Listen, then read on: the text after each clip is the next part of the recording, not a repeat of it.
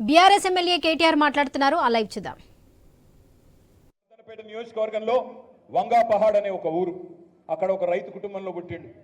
చదువుకున్నాడు, బాగా చదువుకొని ఇంటర్మీడియట్లో స్టేట్ ర్యాంక్ కూడా సంపాదించిండు. బ్రహ్మాండమైన స్టేట్ ర్యాంక్ వస్తే దాంతో బిట్స్ పిలానీలో సీట్ వచ్చింది. అక్కడ కూడా చక్కగా ఇంజనీరింగ్ చదువుకున్నాడు, మాస్టర్స్ కూడా అక్కడనే చదువుకున్నాడు, గోల్డ్ మెడల్ కూడా సంపాదించిండు. అక్కడి నుంచి అమెరికా పోయిండు, గోల్డ్ మెడలిస్ట్ కాబట్టి ఉద్యోగ అవకాశాలు వచ్చినాయి. అమెరికాలో సిటీ బ్యాంక్లో, ఫేస్బుక్లో, జేపీ మార్గన్ చేజ్లో మంచి మంచి కంపెనీల్లో 7 ఏళ్ళు ఉద్యోగాలు చేసిండు.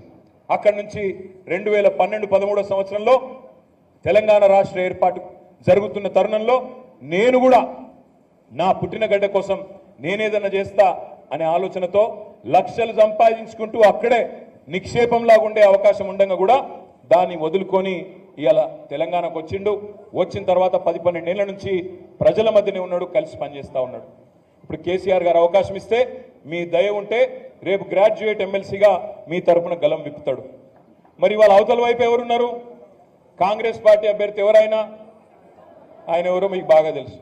తెల్లారి లేస్తే బూతులు తిట్టుడు, తెల్లారి లేస్తే పచ్చి గలీజ్ మాటలు మాట్లాడుడు, వెకిలి పనులు చేసుడు. గుణగణాలు, అభ్యర్థుల గుణగణాలు చెప్పినప్పుడు ముఖ్యంగా గ్రాడ్యుయేట్ ఓటర్లు మీరు తెలుసుకోవాలి. ఇటు దిక్కేమో మంచి బ్రహ్మాండమైన గోల్డ్ మెడలిస్ట్ ఉన్నాడు రాకేష్ రెడ్డి, ఇంకో దిక్కేమో మీ మెడలో ఉండే గోల్డ్ గుంజుకునే బ్లాక్ మెయిలర్ ఉన్నాడు. మరి కాంగ్రెస్ పార్టీ నుంచి ఆలోచించుకోండి. దందాలు చేయడం, నేను అంటలేను దందాలు చేస్తుండవు, ఉత్తగానే అంటలేను, అకారణంగా అంటలేను. ఆయన అఫిడవిట్ ఆన్లైన్ ఉంది, కావాలంటే మీరు చూసుకోవచ్చు, ఎలక్షన్ కమిషన్ వెబ్సైట్లో ఉంది. అఫిడవిట్ తీయండి. తీన్మార్ మల్లన్న అఫిడవిట్లో ఆయన రాసుకున్నాడు 56 కేసులు ఉన్నాయి ఆయన మీద, క్రిమినల్ కేసులు 56. ఎట్లాంటి కేసులు?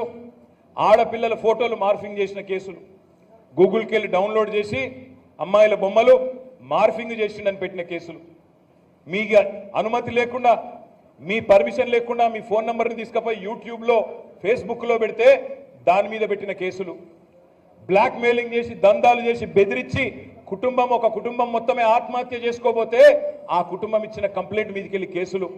మొత్తంగా చూస్తే అద్భుతమైన చరిత్ర.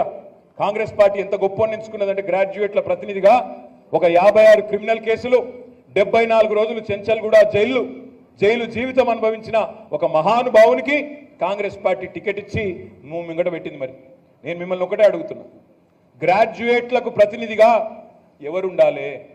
ఒక వైట్ కాలర్ వర్కర్ ఉండాలనా? ఒక బ్లాక్ మెయిలర్ ఉండాలనా? ఒక గోల్డ్ మెడలిస్ట్ ఉండాలనా? లేకపోతే ఒక క్రిమినల్ 56 కేసులున్న క్రిమినల్ ఉండాలనా? దయచేసి ఆలోచించండి.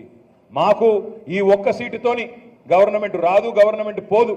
కానీ ఏం జరుగుతుంది రేపు రాకేష్ రెడ్డి గెలిస్తే అంటే, నర్సంపేట యువత తరపున, నర్సంపేట గ్రాడ్యుయేట్ల తరపున రేపు శాసన మండలిలో గల్లాబట్టి అడిగే పరిస్థితి ఉంటుంది. ఏమైంది నా 2 లక్షల ఉద్యోగాలు, ఎక్కడ పోయినాయి నోటిఫికేషన్లు అని అడిగేటోడు ఉండాలంటే అక్కడ మాట్లాడే దమ్మున్నవాడు ఉండాలి. ఇవాళ ప్రభుత్వాన్ని ప్రశంసించేటోడు కాదు, ప్రభుత్వాన్ని ప్రశ్నించేటోడు.